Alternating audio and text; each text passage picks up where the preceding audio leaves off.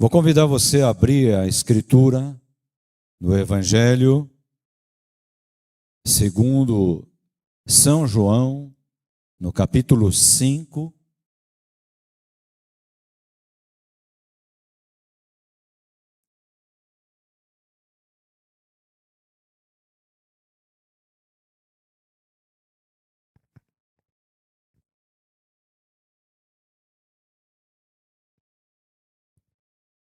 Eu vou ler do primeiro versículo até o versículo 18, verso 1 a 18. O pessoal vai colocar ali, mas eu vou ler aqui pela Almeida atualizada. Passadas estas coisas, havia uma festa dos judeus e Jesus foi para Jerusalém. Existe ali junto ao portão das das ovelhas, um tanque chamado em hebraico Betesda, o qual tem 5 pórticos. Nestes jazia uma multidão de enfermos, cegos, coxos, paralíticos, esperando que a água se movesse, porque um anjo descia de tempos em tempos, agitando-a. E o primeiro a entrar no tanque, uma vez a água agitada, sarava de qualquer doença que tivesse. E estava ali um homem enfermo, havia 38 anos. E Jesus, vendo-o deitado e sabendo que estava havia muito tempo, perguntou: Você quer ser curado?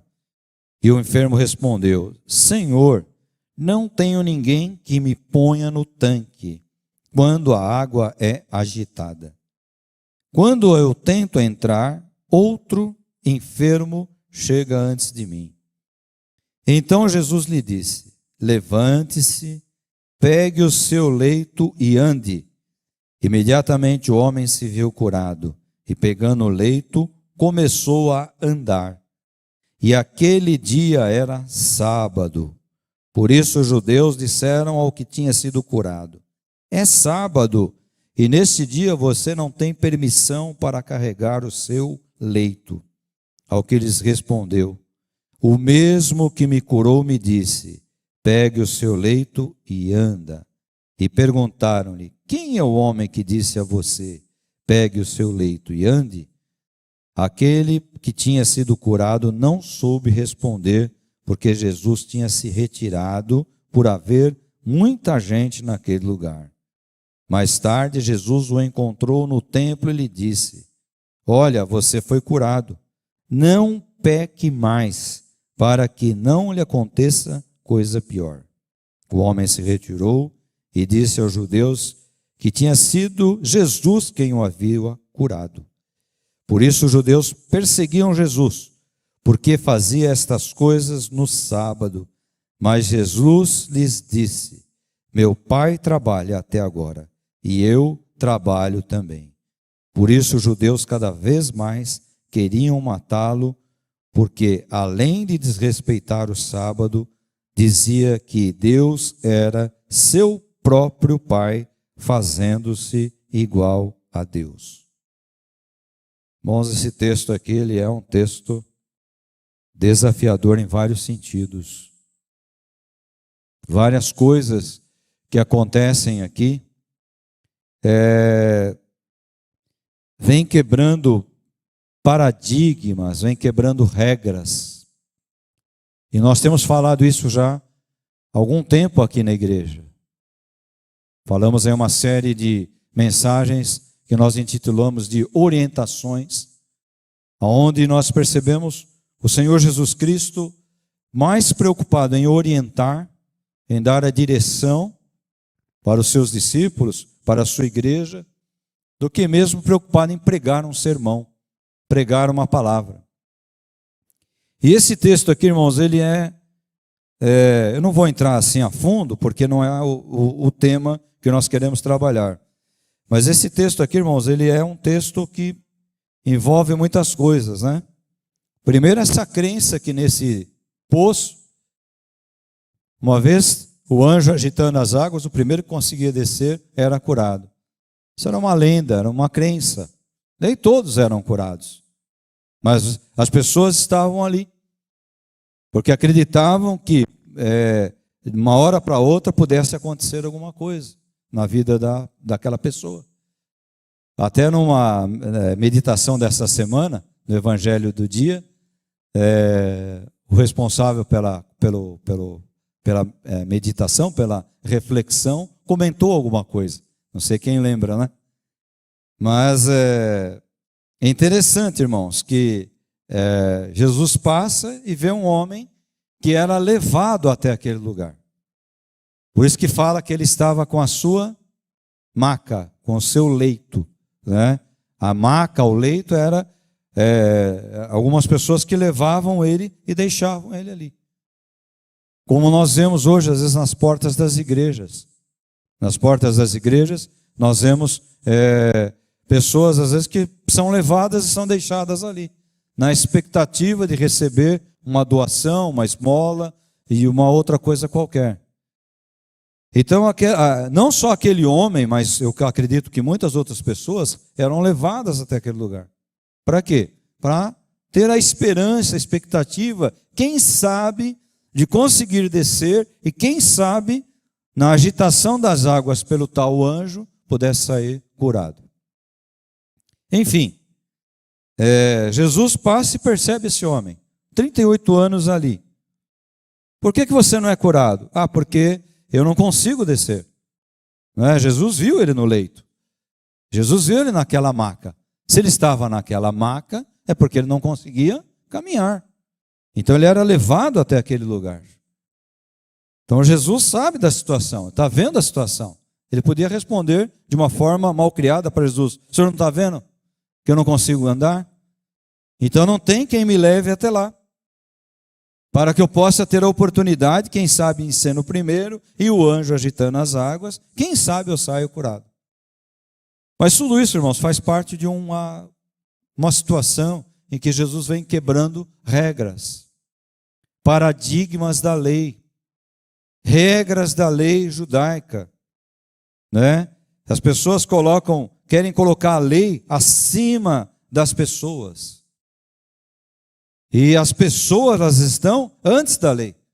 Por isso que Jesus diz assim, o resumo é amar a Deus acima de todas as coisas, acima de tudo, e ao teu próximo. E ao teu próximo.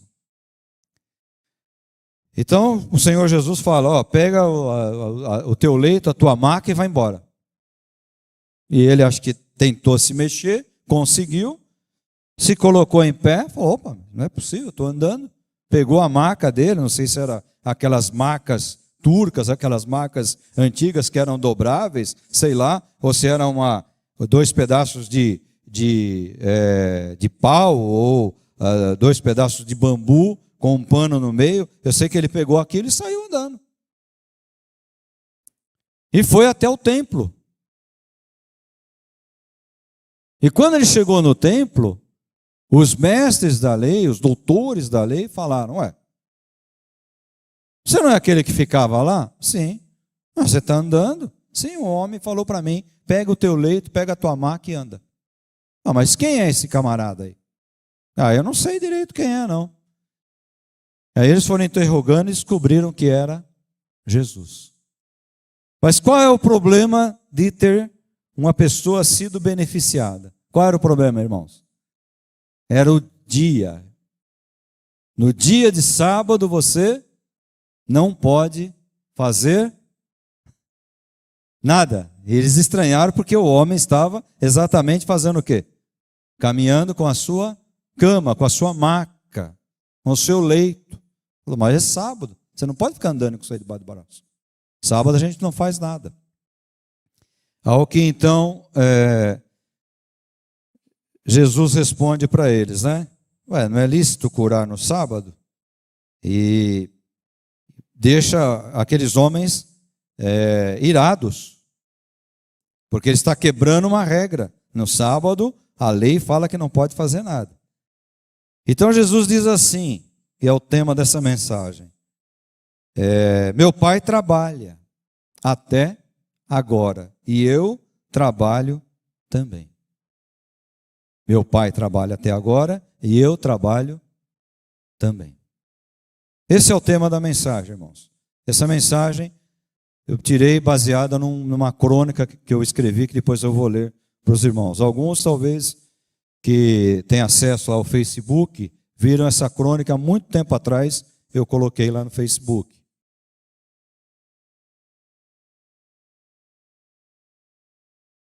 Jesus lhes respondeu: meu pai trabalha até agora e eu trabalho também. Primeiro ponto interessante: nós nunca vemos Jesus parado descansando. São raras as vezes que você vê o Senhor parando para fazer alguma coisa. Então, como naquele caso, né, da casa de Marta e Maria, que ele entra na casa de Marta e Maria para passar um período ali. Mas ali também ele não foi a passeio. Havia uma situação ali, né, em que ele, na presença daquelas pessoas que eram seus amigos, ele iria aproveitar para colocar, para ensinar novamente, para orientar, para dar uma direção. Então, até mesmo quando ele está descansando, ele está ensinando alguma lição.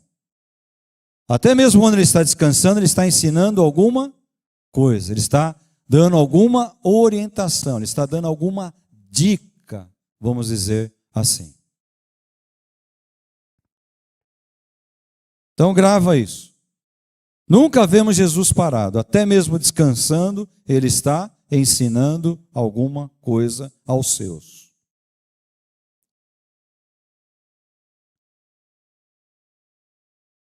Algumas questões que nós vemos. Desse mundo, até os que têm muito dinheiro, trabalham. Trabalham para conseguir ainda mais dinheiro. Trabalham para que esse dinheiro seu não seja desvalorizado. Se preocupam com isso. Um outro aspecto, poucas são as pessoas que estão no que nós chamamos de sombra e água fresca. É uma expressão usada, né? Poucas são as pessoas que não se preocupam com nada. Talvez você conheça alguém, não é? Mas poucas são as pessoas que têm essa possibilidade. Nós que somos humildes, então, nem pensar, né? Nós estamos sempre o quê? Trabalhando. Outra questão, os discípulos trabalhavam arduamente. Às vezes nós achamos que eles ficavam passeando com o mestre, ouvindo as histórias e recontando essas histórias sobre o reino vindouro, sobre a eternidade, etc. Não é assim? Muita gente pensa, os discípulos largaram tudo e agora eles caminham com Jesus, eles vão lá para evangelizar e eles não fazem mais nada, só se dedicam a isso.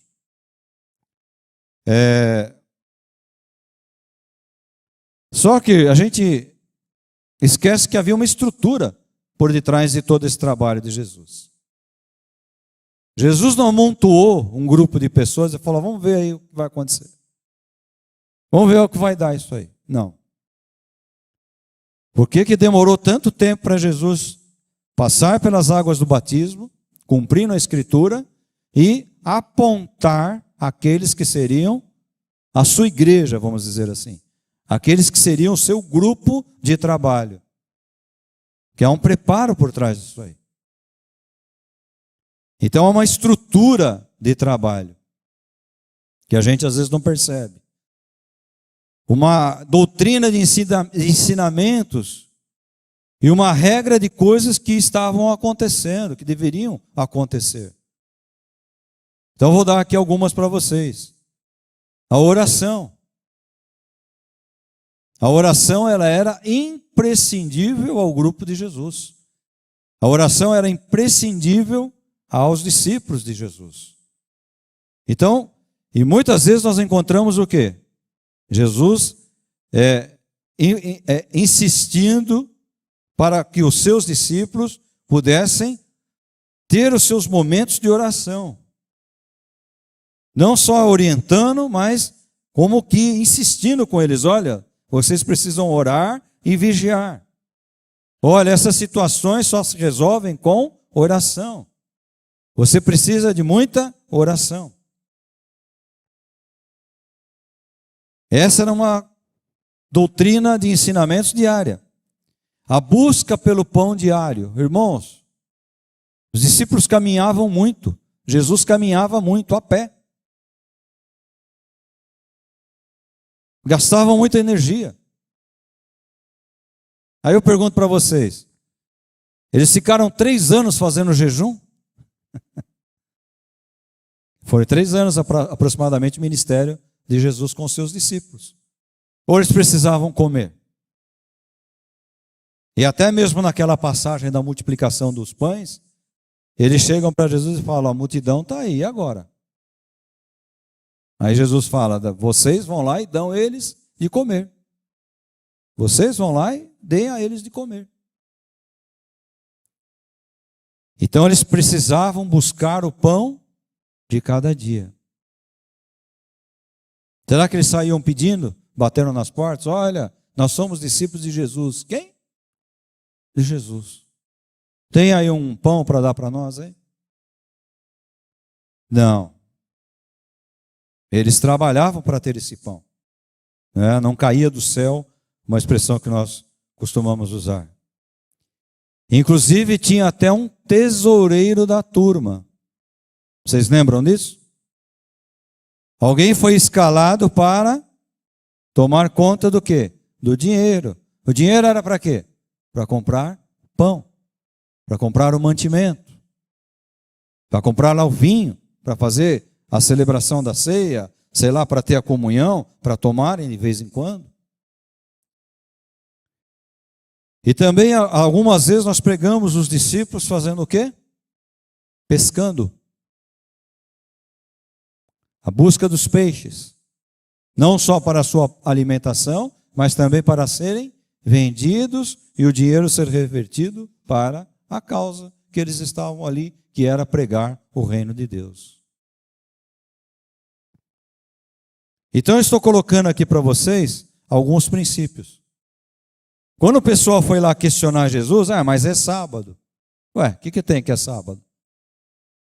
Meu pai trabalha e eu trabalho também. E eu trabalho também. Você já pensou na vida, meu irmão?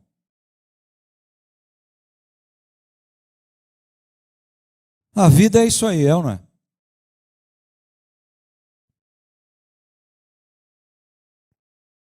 Por isso que eu coloquei, até quem tem muito dinheiro.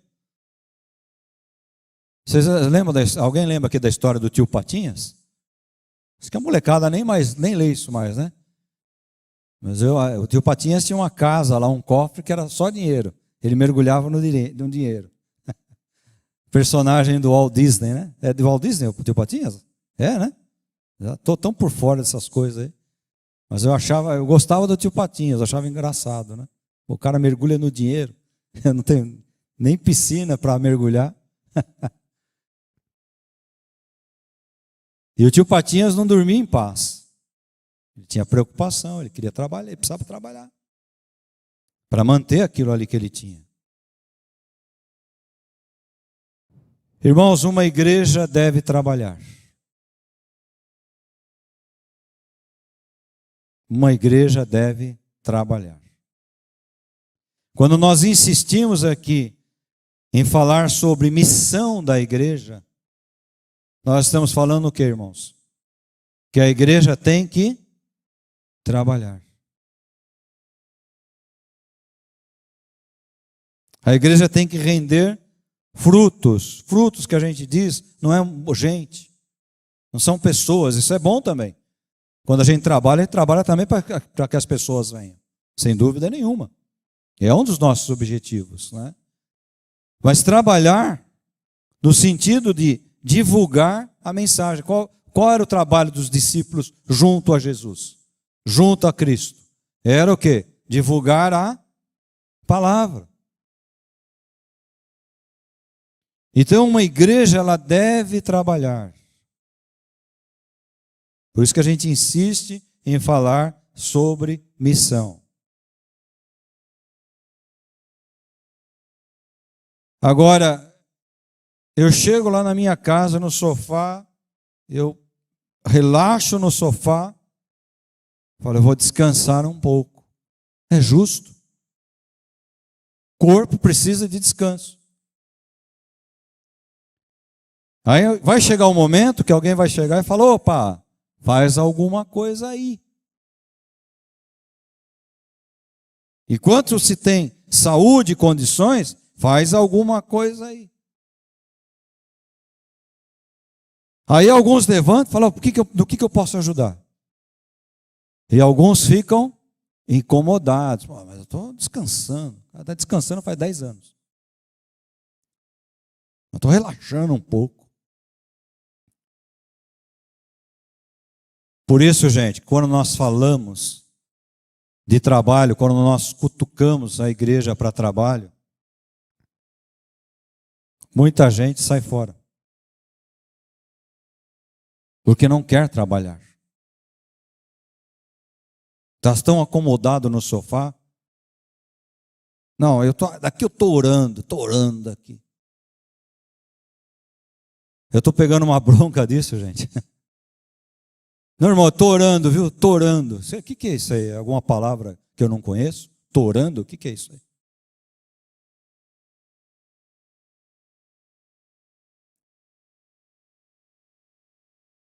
Não é só orar, irmãos. Orar é bom, mas não é só orar.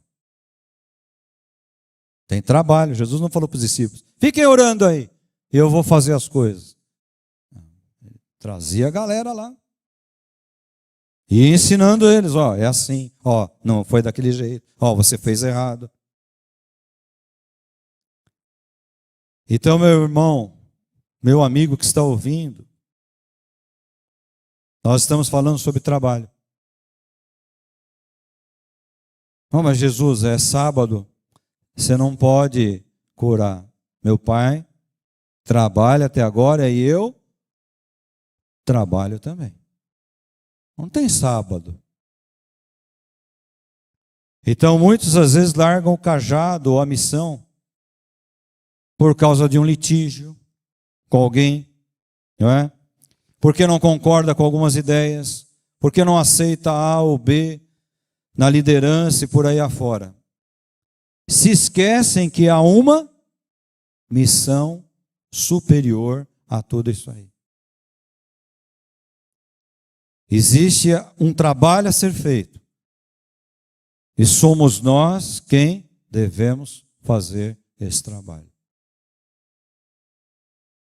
Quem aqui, que está aqui nessa noite, nessa tarde e noite, quem aqui, alguém chegou e falou assim, olha, você precisa conhecer Jesus Cristo como Senhor e Salvador da sua vida.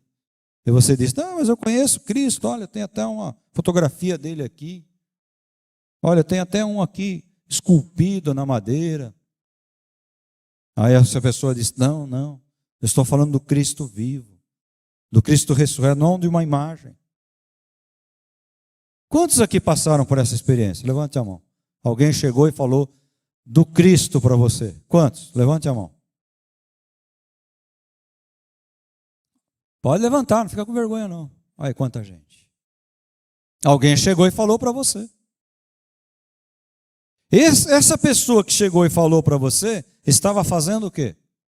Cumprindo o quê? A sua missão. A sua missão. Não gosto muito de ficar dando exemplos particulares, mas alguns eles são tão gostosos para a gente, né?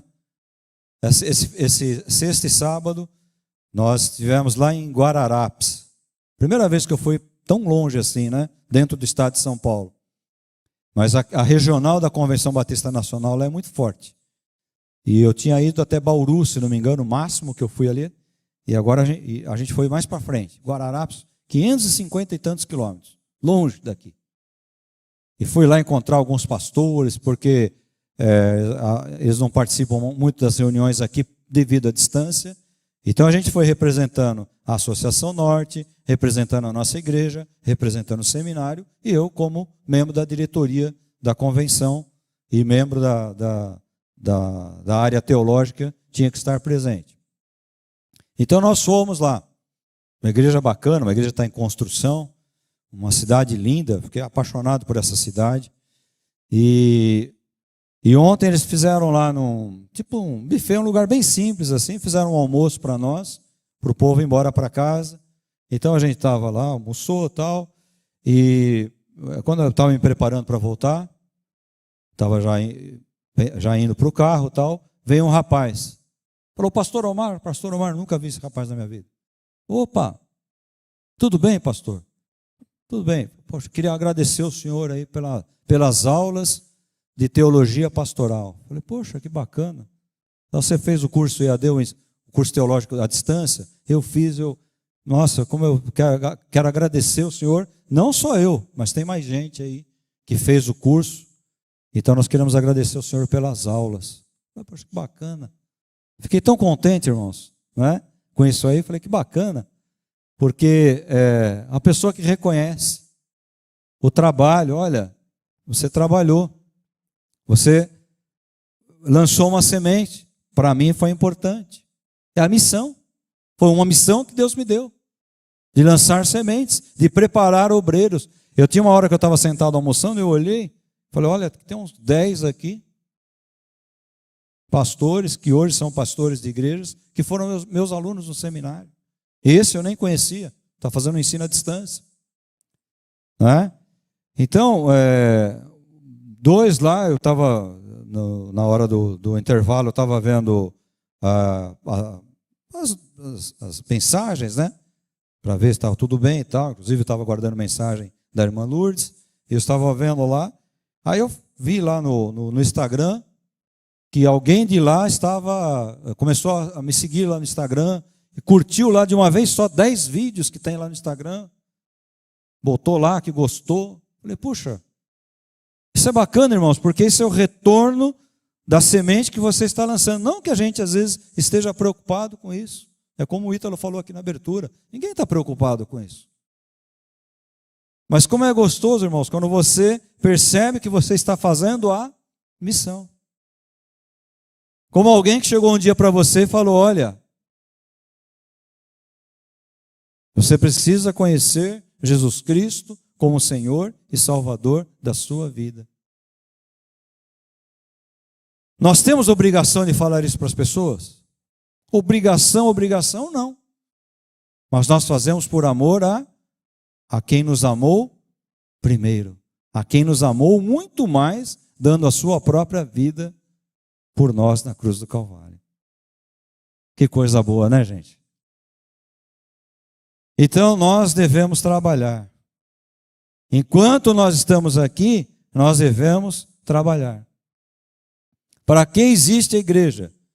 Porque o Senhor nos alcançou. Eu sei que tem períodos. Eu sei plenamente isso. Existem períodos da nossa vida que são períodos de reclusão. Você precisa estar a sós ali com Deus, a sós com você mesmo. Existem períodos que você precisa de um momento, você e o Senhor Jesus. Você e o Criador. Eu entendo isso, é óbvio. Nós somos seres humanos, né?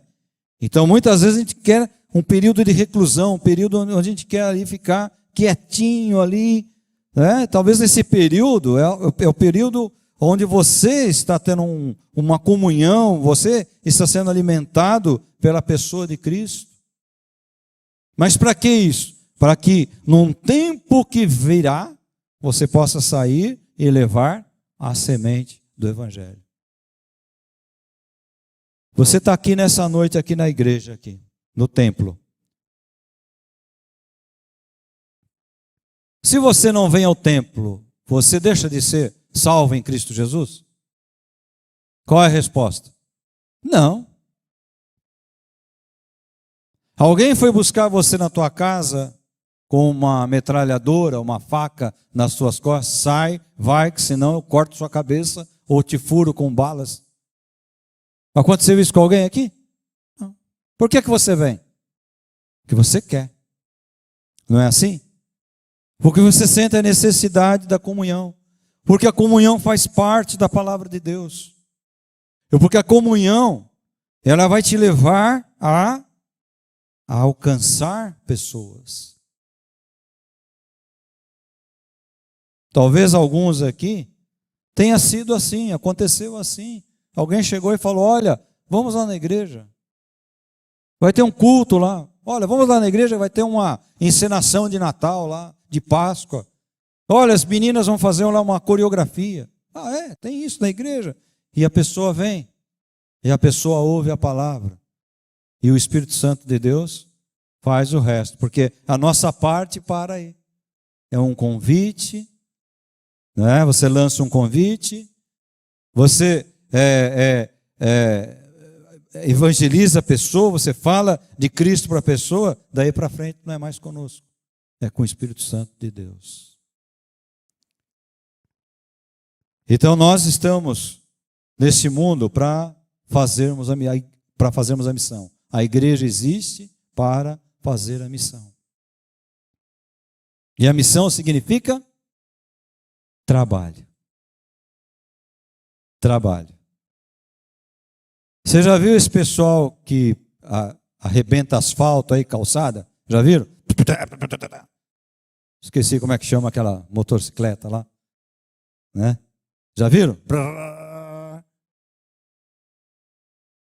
Quantos aqui aguentam fazer aquilo? Levante a mão. Perceberam que eu não levantei a mão, né? Aliás, acho que não consigo nem pôr aquilo em pé. Mas tem alguém que faz, não tem? Precisa alguém fazer, não precisa? Precisa. Então, alguns fazem um tipo de trabalho. Outros fazem outro tipo de trabalho. Estava conversando com um pastor aí de uma igreja Água da Vida essa semana. Eu falei para ele desse negócio do aplicativo e tal. E eu falei: olha, não vou te explicar porque eu não sei direito como é que funciona isso. Aí ele falou: eu também não sei. Vamos pôr os nossos filhos para conversar aí, porque a gente está querendo colocar o aplicativo para as outras igrejas Água da Vida também usarem, né? Uma ferramenta tão bacana, tão boa. Então tem alguém que sabe fazer isso. Eu não tenho a mínima ideia como é que faz. Quando a gente ficou nesse período de pandemia, veio o irmão lá para fazer a filmagem, fazer a edição bonitinha. O outro irmão veio aqui para filmar as professoras de criança, para ter as aulas de criança, porque estava todo mundo em casa, não podia sair. Mas o importante é o que, irmãos? É que cada um faça a sua parte. Eu contei aqui alguns domingos atrás a experiência de uma pessoa que ouviu uma fita de cassete. Né? Vocês sabem o que eu estou falando? Contei aqui a experiência, não sei quantos estão lembrados. Sei como é que foi parar lá na ponta do Brasil, não sei nem que estado era. E a pessoa ligou aqui na igreja, porque tinha o telefone, né? Ligou aqui na igreja, o telefone ficava lá no fundo. De onde que é? Da igreja e tal. Quem está falando? É o pastor. Pastor Omar? Falei: ele mesmo. Pastor, aí contou. A fita foi parar na mão dela, ela ouviu a pregação, ela se converteu, a família inteira se converteu. Ligou aqui para dizer que tinham crido em Jesus Cristo como Senhor e Salvador, porque aquela fita cassete foi parar, alguém levou, alguém aqui da igreja foi parar lá na casa dela, sei lá onde, num lugar lá não sei se era norte ou nordeste, longe. Ligou aqui para falar: minha casa é de Jesus hoje. Chegou essa mensagem aqui. Louvado seja Deus. A gente não sabe, irmãos.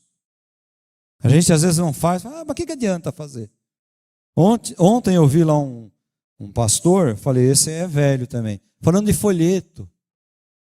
Ele falou: quando eu me converti, eu saía pela rua distribuindo folheto. Eu perguntei: pastor, mas eu posso distribuir? Porque eu não era batizado, nada. O pastor falou: não, lógico que pode. Ele saiu distribuindo folheto. Folhetinho da mensagem. Coisa que a gente não usa quase mais hoje. Olha que coisa bacana que vai ter aí depois, né? Do culto aí, esse negócio dessa rede de oração. Isso é muito bom, irmãos. E se é uma coisa que o povo está precisando hoje, são palavras de oração, palavras de bênção, sem interesse. Né? Olha, vem para Deus. Olha, Deus vai multiplicar. Olha, Deus vai... Não. Olha, eu vou orar por você, mas você vem para a igreja. Nada. Você vai orar pela pessoa porque Jesus Cristo fez uma obra na tua vida.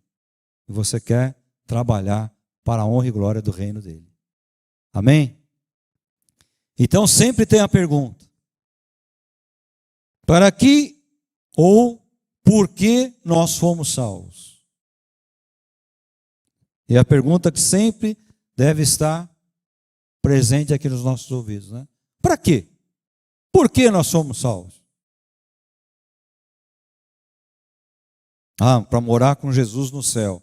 Essa resposta é boa, né, irmãos? Eu imagino que tem cristão que acha isso aí, né? Não vejo a hora. Você já ouviu gente falar isso? Vejo a hora de chegar no céu. Só falta o cara falar assim: não vejo a hora de chegar lá na eternidade para não fazer nada. É o cara que quer esse negócio de sombra e água fresca. Será que é assim lá? Será que a gente não vai trabalhar lá?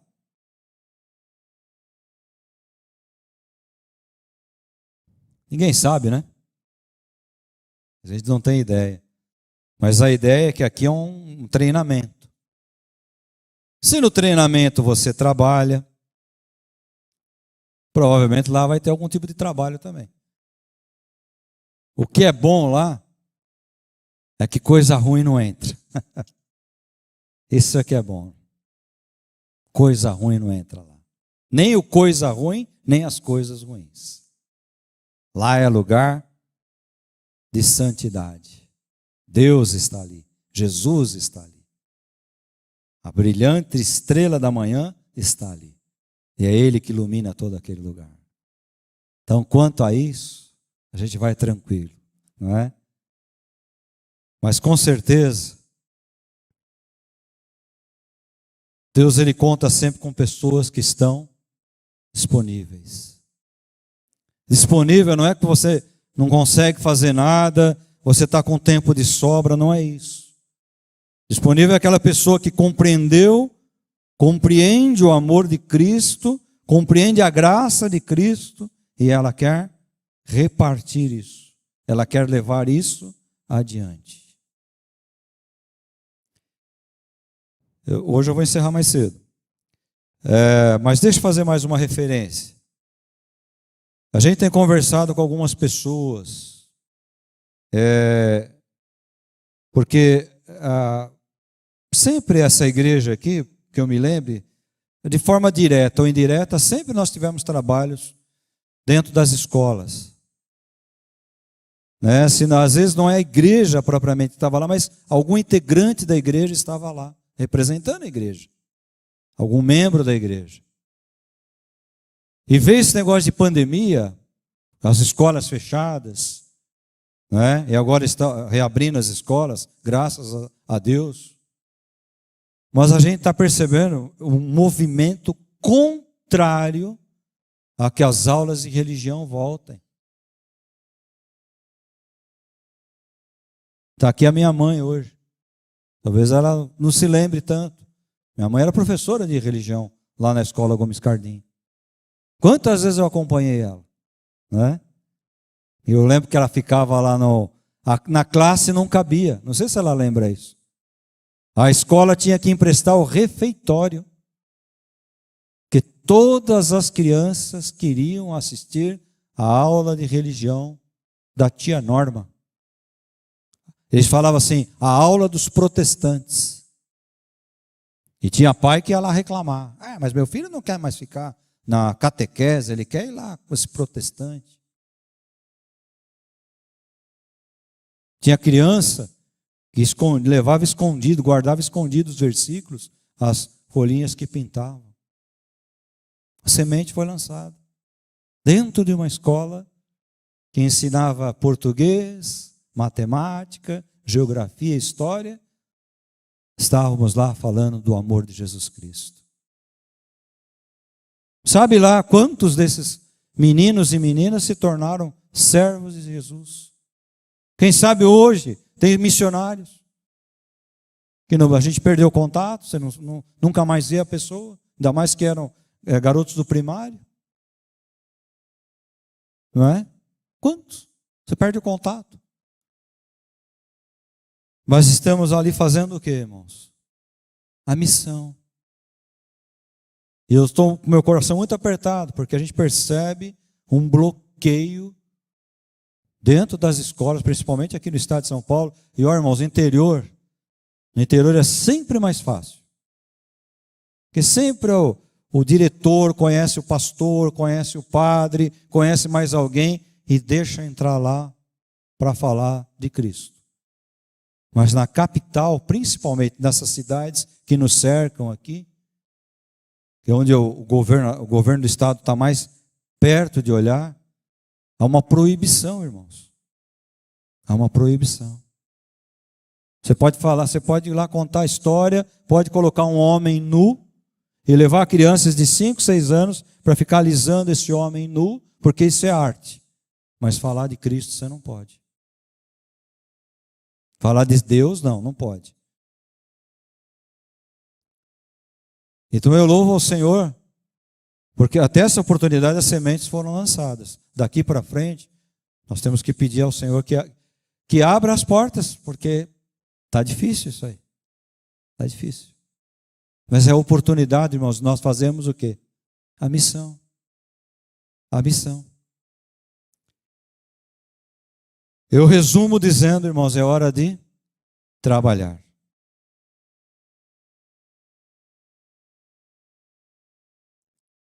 Eu lamento muito, mas lamento mesmo, irmãos, que, conforme a gente pregou aqui também, domingos atrás, o amor está esfriando. As pessoas estão perdendo o desejo de estarem juntos, de fazerem alguma coisa. Não sei se os irmãos estão entendendo. A gente está bolando fazer um bazar missionário aqui, irmãos. Né? Então, ontem eu estava conversando com alguns pastores, mais assim, da minha idade. Eles estavam falando, pastor, a gente marca lá um mutirão. Irmãos, vou fazer um mutirão na igreja. A gente deu risada, demos risada. Falei, rapaz, falei para um deles lá. Ainda tem, na igreja ainda tem algumas pessoas lá que gostam do tal do mutirão, né? Mas eu lembro aí um tempo atrás, alguns me procuraram, pastor, não tem dinheiro em caixa? Se não tiver, eu pago a diária de alguém aí, mas eu não quero vir no mutirão, não. Mutirão é para arrumar alguma coisa, para carregar alguma coisa, para pintar um pedaço de parede, sei lá, isso era mutirão. Mas além disso é o quê? A comunhão, dando risada, o corintiano, palmeirense, não sei o que lá. Ei, pastor, está ficando careca, hein? Esse momento, irmãos, mas não dá mais valor. E todos eles foram iguais à minha experiência, todos eles. Então, irmãos, nós estamos perdendo. Perdendo. A igreja está se perdendo. O desejo de estarmos juntos, de estarmos fazendo alguma coisa. Vai fazer um bazar. Mas para quê? Irmãos, vamos fazer lá uma festa da sobremesa. O pessoal vai doar a sobremesa, você compra para mandarmos dinheiro para o campo missionário. Mas para quê? Parece que nós não queremos mais trabalho, irmãos. Vamos entrar na escola para dar aqueles livros da vida que a gente tinha aí. Um monte foi política, acabou até embolorando aqui. Mas a gente foi nessa escola aqui várias vezes distribuir. Uma revista bonita, bacana, bem feita. Que um grupo missionário tem muito dinheiro, norte-americano, pagou, não sei se era norte-americano ou canadense, pagou em várias línguas, foram editados os livros da vida. Era o nome da revista. A gente andou distribuindo aqui muitas vezes. Alguns foram para o lixo, emboloraram aqui. Por quê? Quer que eu fale por quê, irmãos? Porque das últimas vezes que a gente marcou para ir lá, pastor, para quê? Já distribuí, não faz efeito nenhum. Olha o pensamento, irmãos. Graças a Deus que alguém que falou de Jesus para você e ouviu isso e falou, mas eu vou tentar falar para mais alguém. E falou, e você hoje está aqui porque você crê em Cristo como teu Senhor e teu Salvador. Graças a Deus que algumas pessoas vieram aqui para o Brasil e trouxeram a Bíblia. E pregaram a palavra. E nos alcançaram com a mensagem do Evangelho de Cristo Jesus. Graças a Deus, irmãos. Que tem gente que ainda acredita e faz a missão. Para a honra e glória do nosso Senhor Jesus Cristo. Amém? Eu vou ler aqui a crônica que eu escrevi. O título da crônica é esse: O Pai trabalha. Esse é o título da crônica. O Pai trabalha até agora, eu também. Eu fiz a complementação. Quando eu estava em plena juventude, a vida era assim. Eu trabalhava para o meu sustento. Juventude. Para minhas coisas particulares. A casa era meu pai que bancava. A alimentação era meu pai que bancava. Eu estudava e trabalhava. Às segundas-feiras na igreja, eu ia à noite para carimbar folhetos evangelísticos. O carimbinho da igreja. Às terças, tinha oração nas casas. Às quartas, a oração era na igreja. Às quintas, tinha um grupo de evangelismo num conjunto de prédios lá na Vila Leopoldina, próximo da Lapa. E às sextas, o evangelismo era feito na Praça da República, esquina com a Avenida Ipiranga. Aos sábados, o evangelismo era na Lapa de Baixo, e aos domingos, ou eu estava no Jaguaré, ou eu estava na Lapa de Baixo, ou eu estava no extinto Hospital São Bento. Resumindo a minha vida de juventude, trabalho, trabalho, trabalho. Sem contar o seminário onde eu estudava, e tinha os trabalhos externos de evangelismo também.